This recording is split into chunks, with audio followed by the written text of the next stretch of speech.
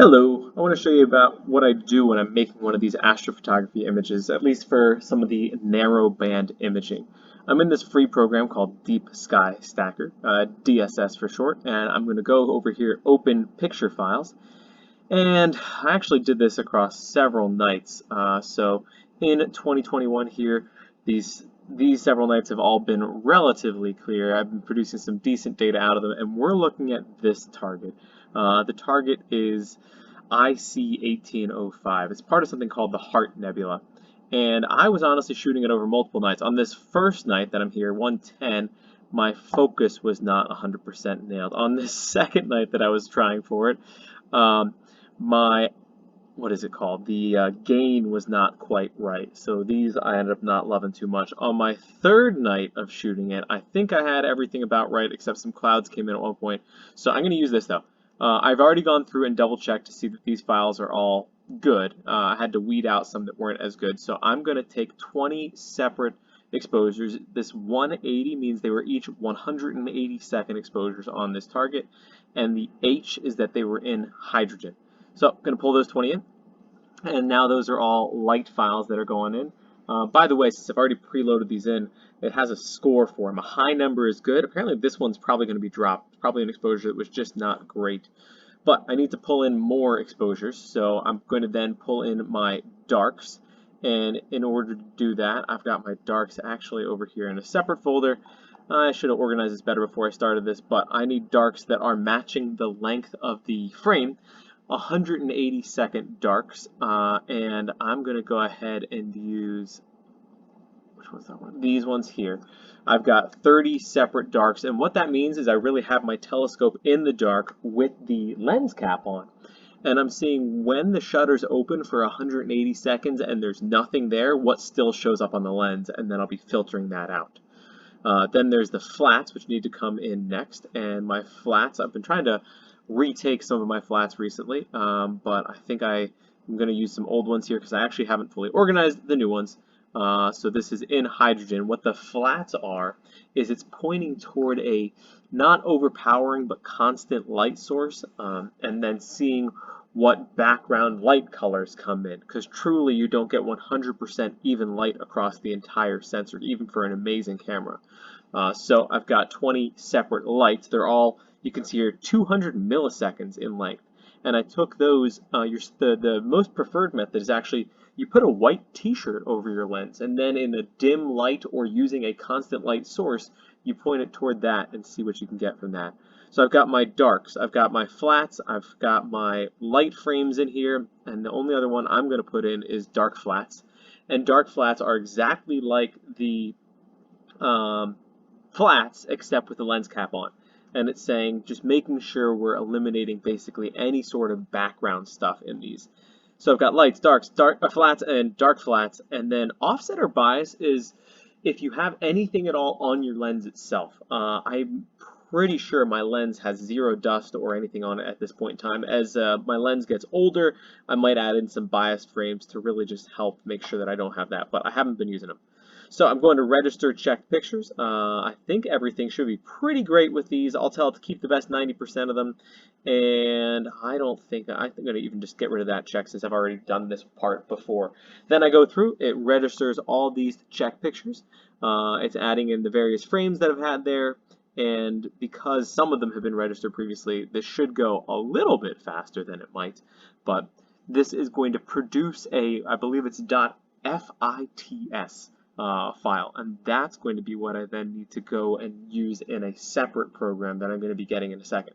So this was all photos, images I took with a what's referred to as a hydrogen filter on the telescope, and that is limiting it to I would say it's about 655 nanometers approximately, with about 7 nanometers of overall wiggle room. It's only accepting a current, or say a very specific wavelength of light, and that's going to be a wavelength that is emitted by hydrogen alpha, and it's something that is common in nebulas.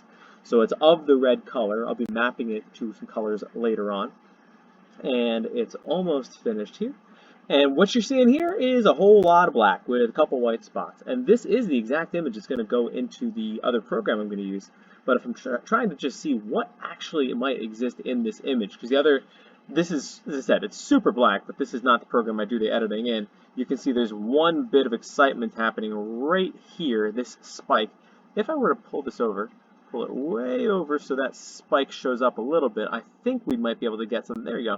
You can see there's something going on with this, but this is not how I want to actually end up looking at this. It's let's see if we can do this. Let's pull this over a little bit. This is not what I'm doing for the end image, but just to give you a better idea of what we're going to be able to get out of this. What if I do that? Will that show up anymore? It's not showing up much in this version of it here, but this is the raw image where I'm going to be pulling some stuff from, and this is just the hydrogen version. For the sake of time, I'm going to tell you, I'm doing the exact same thing for, actually let's clear the list here. Save changes. No, I will be doing the exact, I would hit save picture to file and save it, but I already did that. And then I'm going to open up, and across two different nights I got sulfur. So for instance, I'd be taking these 10 sulfur image from one night, and then I'd be taking from the next night, I had some more successful sulfur images. So here we go, sulfur. So I'd be taking all of these images of sulfur and adding them in and doing it again with specific files that are just for sulfur, some nice high scores for sulfur. And then the third round of this is going to be a full run of doing it with oxygen. And I tried for oxygen on all the nights, but between clouds and everything else, I ended up that had one decent oxygen night. So I'd actually be using all 31 of what works out of these oxygen files. So they came out pretty good, and that's where I'm going to be getting these images from. So the way that I'm recording right now, I have to actually stop for a second and open up my next program, I think. Let's find out. No, I'll just stop and start the next program. So just a second here. Okay, here we are in PixInsight. This is not a free program, but this is going to be what I need to combine my images together and get a final one. So very first thing I have to do, this is such a complex program. I'm not going to try to explain everything. I don't understand half the stuff in this program. But I actually know that the very first thing I want to do is load my icons, the specific icons that I've decided I want to have available on the side, honestly from reading a tutorial, watching a tutorial. So as I then pull my images in, I've had many nights of failed attempts with this, and I've been working through getting something good to use from it. And the three images that I'm going to be pulling in is H4. It was my fourth attempt at getting good hydrogen. I'm going to be pulling in S5 is the one that was my most successful attempt there. And then the third one is going to be O42. My naming convention as I was trying to get good images. And each of these images, when you look at them, they're nothing too great right now. It looks like S is a little bit more faint, and honestly, S is the least good of these. One I was most tempted to go back and reshoot, but this H and the O look just like that black image that we were looking at before on, where was I looking at on? In DeepSkyStacker. So they don't look like there's much there, but there's stuff hidden in this. In this type of file, what I'm going to do, I'm using something called a screen transfer function, and this button I believe says auto stretch. I'll be doing Control A to do that function on this. And this image of black and white, when I do Control A on that, oh, that's exciting. That is when the magic starts to happen. This was hiding in the details of that there. These minor differentiations in just ones and zeros of black and white, because this is all monochromatic images. These black borders are going to be from differences in the exposures as they were stacked. I will end up having to crop that out, but this is the hydrogen image that I'm going to be using. Again, hydrogen around 650 some nanometers, if I recall, technically in the red color. Then oxygen is in the blue-green color here, and if I do Control A on that, again, some stuff popping through. So these images will end up actually being fully stacked on one another, but I have to align them first. And then this third one, the sulfur, you can already see a little bit from this one, honestly, partially with not being quite as good quality, really. But if I do Control A on this one, again, some stuff is starting to pop through. There's the most noise in this one. It's actually the least iteration. I only had 10 good exposures, so only around half an hour. And each of these ended up with well over an hour worth of good data. I may even want to go back and add more to this sulfur. But anyway, those are my 3 images that I'm going to be working on, and the very next thing I'm going to be doing, I'll leave my screen transfer function sitting down here. I want to align my stars. So I'm going to be using the reference image as the H. I just pick one as the starting one for it. So we're saying we're aligning it to the H, and then I'm actually going to use the files of, no, we'll just stick it with this. I'll use the views. So since I had such a messy folder there, I'm going to use O42 and S5, and basically I'm saying I want to line up all of these images, make a new version of them in the process, and that's going to be what I'm using as I move forward. So it's doing that behind the scenes. It's actually on the bottom left corner over here, bottom right corner. It's doing stuff with that. It'll be popping it out in just a second. This computer's pretty great, so it's actually, it won't take long. Each of these files starts at 30. Actually, I don't know how big they are. They're big. They're relatively big files. But here's the one popping up, and the other one's going to be popping up any second now. I think. There it goes. So these are the 2 files I'm actually going to want. I can close this, and I can close that. And now these are, all 3 of these are aligned. They still have that detail hiding in there if I do Control A, but it's actually not these images themselves that I'm going to be moving forward with. I'm going to now go over and combine the channels of these. So I'm going to, the typical Hubble palette, which was first made famous by Hubble Space Telescope, is taking your, let's see, SHO. So sulfur goes to red, so S5 was my sulfur image. Registered is just the one that's aligned. Hydrogen goes to green, so H4 will go to green there. And then blue will come from oxygen, so O42 is going to be what I put in that. And I think everything's basically ready to go. I don't want to change the weights really. I'm happy with this. I'm going to go ahead and hit go. So then back here in the corner, I guess I should have moved this out of the way so you can better see what's going on. I can. So it's doing it, 40%, 50%, and it's going to pop out an image which will still look like trash because this can be a long process. And spoiler, I've done this exact image. I've worked through it once before. I know I can get a good result from it. Yeah, I know what I might be able to get by the end. It's not this red mess, but this red mess is a starting point for right now. Let's go ahead and get rid of some of the, you know what, let's just show you what's going to be happening here. I'm going to unlink the colors so that I can get a result that's going to be true to what I really want from this. And then if I do this auto stretch, are you ready? Wait for it. Oh. Something's happening. Something's going on here. We are so far from the final image, but something's going on. I'm going to do a dynamic crop to get rid of really where the different frames overlap differently. Some had almost no image in there. Some only were for the sulfur or the hydrogen or the oxygen. So I'm pulling in my borders to get rid of parts of the image that only had one. If I had a more expensive mount or some better alignment or better equipment, then I might have less wasted space, but this is what the wasted space I've got. So now I've cropped it down, so I think just about all this is good usable image. I can get rid of the dynamic crop. Let's even make this a little bit bigger for you. View, zoom to fit. I don't know the hotkey for that one. Control-0. Make it just a little bit bigger so it shows up better on your screen. So this is something. It's cool, but it's not where it needs to be just yet. There's several things we want to still do with this. So the next thing I want to do, I believe, is going to be, let's do a dynamic background extraction here, where we're going to be taking this image and pulling out some of the noise. And I won't worry about the numbers and pieces that I'm doing in here, because I honestly don't even understand all of it. But if I put these samples across the entire image of where I'm going to be pulling from, take them off of some of the most interesting points of this so it doesn't sample those for what it's going to be trying to remove from, even add a couple more in just to make sure that it does remove some of the things I don't want out of there. This is going to be pulling away basically some of the noise, some of the unwanted colors, and some of the things that are artifacts of the process in a way. And this is not perfect. I'm not looking for perfection, but I think I'm pretty happy with what I got there.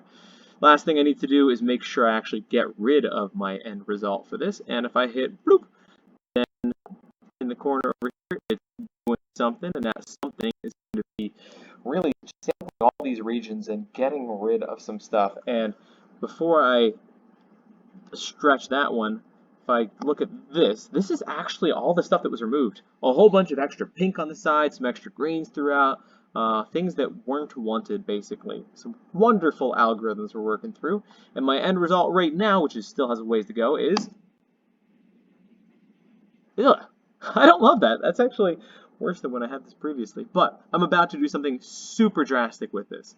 So I'm going to exit out of the dynamic extraction. And I did something different last time. So maybe even I'll end up wanting to look at it a little different this time around. But let's see. Let's at least go with this for now. So this is my image as I'm starting with it right here.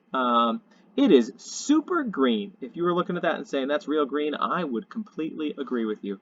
And this is where I'm more of a noob in this program, and I may make a mistake. So I'm about to duplicate this before I try what I'm about to do, because there's a fair chance that what I do will actually be making a mistake here. I won't explain everything. I'm basically making this image linear, if I understand it correctly, is the next step I'm doing. So making sure it was stretched, dragging this over to this one here, clicking a button that will turn it white, clicking another button that will turn it back to where it was, and now I think what I just did is make the image linear. I won't go into detail. Basically, it locked it in this way, so it didn't have to be stretched. And now I want to do a green noise reduction. So it's so green. It's overwhelmingly green because it's overwhelmingly hydrogen. And hydrogen is not actually green.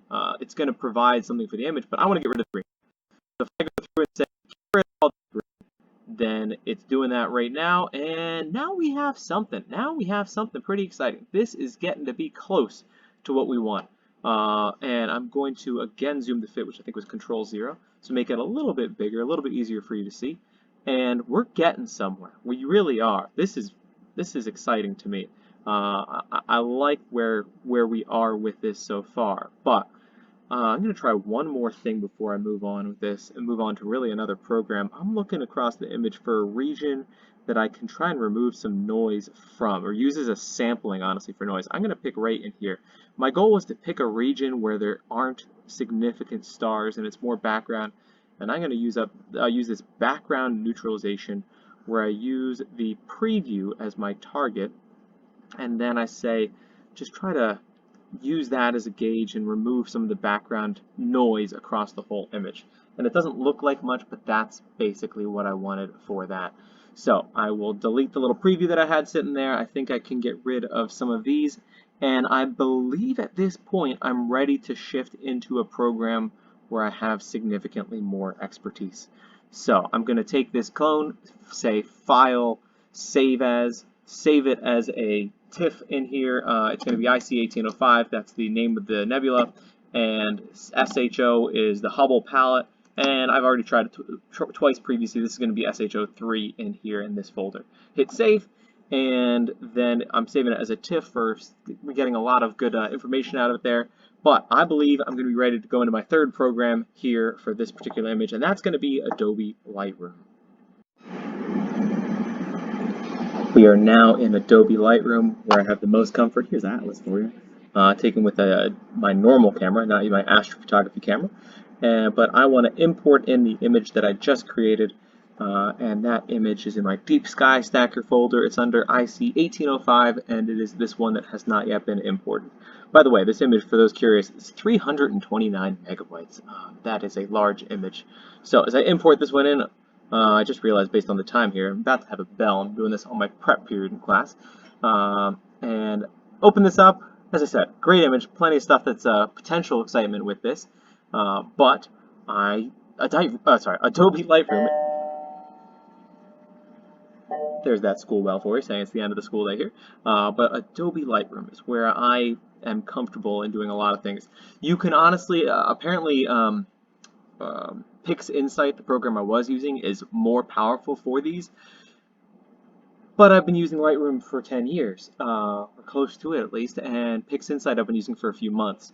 Lightroom Might not be as good of a program for what I'm doing, but it's what I'm comfortable with right now, and I've learned so much with this lately that sometimes it's nice to try to not read a bunch of tutorials and just go with what I know. So let's do this. Lightroom here. I want to go ahead and pull the contrast way up a bit. There's a lot that I want to look at for difference between colors here, and I want to actually give myself a little bit more with the highlights and a little bit more with the shadows. I want to pull my whites down to emphasize some of the color difference here, and my blacks, I think, I'm not sure where they're going to end up yet, because I'm not positive with that. So I also want to go down, and part of removing the green has left my stars a little purple. So I'm going to go down way over to here and get rid, basically say, sorry, image, you don't get purple. So remove all the purple, and also remove the magenta, perhaps, to make sure I don't have any lingering effects of that purple base. So now, yes, I might have lost some stuff there, and yes, if I had done some better results of previous parts of this, maybe I wouldn't have to worry about that, but sometimes we're doing some workarounds. Also, there's some noise in here. I have not the fanciest setup, believe it or not, and I'm going to end up with some noise with the way that I'm shooting. Also, I just didn't do the sheer amount of hours that you might need to really get rid of some of the noise with this. And I know that there's a little bit of, basically, you can think of it like a color noise here that I'm going to want to get rid of. And I'm truly worrying about to the pixel that when I'm doing both of these. If you're watching this, you're not going to see a major difference as I go through that, but it's in between pixels, in between stars, we're talking about a little bit of improvement. But still, it won't be the absolute best possible result for it. I want to get some more clarity, really make this one pop a little bit more for some of the difference between some of these clouds and what's going on there. And I think I want to pull my dehazing up a tiny bit right here. And already I'm excited about what's going on. This is something. I want to pull my vibrance up just a little bit to really emphasize some of what's going on with those blues. My other version of this, I truly did the processing a little different on, what program was I using? On PixInsight, but this is close to what I was doing with that one. I'm going to pull up my exposure a little bit. I know I have my monitor on extra bright, and most people don't have their monitors as bright as I've got mine, so I have to be conscious of that as I'm doing my processing. But now that I've got this a little further along, I can better figure out exactly where I want to put these various values as I go through. And as I said, Lightroom is where I feel really comfortable compared to some of the other stuff here. So I can just spend time, and I did before I made this image. I spent real time just saying, where do I want this final one to be? And my goal is not to, yes, I want to make a beautiful image, but I want to share what was already there. The end result of this, you end up with, in reality, this is a little bit more, well, it's actually a lot more red. Both hydrogen and sulfur are different shades of red, whereas the oxygen is a blue-green. So the blue-green is there only from oxygen, but the red is so overwhelming that the original Hubble palette, kind of helps differentiate what would be different shades of red from different elements burning into a couple different colors instead. As I said, I've already recorded a long time with this. I don't think I want to go back and give you the original version of this along the way through there. But I think I might make one or two more tweaks with this along the way. I think I want to, knowing how my other version of this was, I think I want to say that the highlights of this should be a little bit more blue. Maybe I'll even end up making a result that I like better on this one. If I make the highlights a little bit more blue, then I think I need to pull them up. Oh, they already are up. I might just end up using the other version of this because I really did like how the other one popped out of PixInsight. I used a different method of background extraction with the other one, and I might like that method a little bit more. I'll even show you my two iterations on here. I kind of like that, but this is me doing some more afterwards, whereas the other one had just popped out a little bit better at this point. But yeah, I think I'll show you the two right now. So this is where this one's at right around now. I'm pretty excited about this. I like it a lot, but I think I like my other one even better. And it was my first attempt where I said, you know, this worked out well enough, I should record the process. So this was a monochromatic version of it when I only had some good results from hydrogen and I wanted to see what I was getting out of that. then I had a bad night, honestly. Not a bad night here, but I was using some bad data, and it looks exciting, but it's actually not good quality. This one is using some bad data, has too much background in it, didn't get rid of all the green, too much purple in it. This is the one that I did earlier, where I spent a lot of time with the extraction before, and this is probably the one that's going to end up online. But then this is the one I was messing with now. Yeah, I don't like that one so much. I did better work with this one along the way. I was probably just talked over something that I was doing, or was paying better attention along the way. So the process is the same, with just some minor things along the way. That is basically what happens in order to get at one of these images. It's a lot of work, and I was not doing it. I mean, I was clicking in real time, but I'd done a lot of the work behind the scenes before I got to the point of this. It can easily take me an hour or two for one of these after I've done the exposures from all the nights. But there you have it. I've been overdue for showing how I end up with one of these final images, and this is what we're talking about. This is, oh, I should tell you, I think I said at the very beginning, it is part of the Heart Nebula.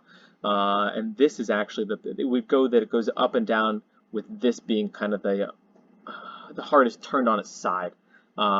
Technically, if you think of it as a heart, you'd be looking at it like this. But my telescope is not going to, I believe at least, my telescope is not big enough. Sorry, the image is not big enough here. You'd need a wider telescope. My 750 millimeter focal length with a micro 4/3 sensor ends up being too much and cropping out part of that. But that's what we got for right now. Thanks for watching.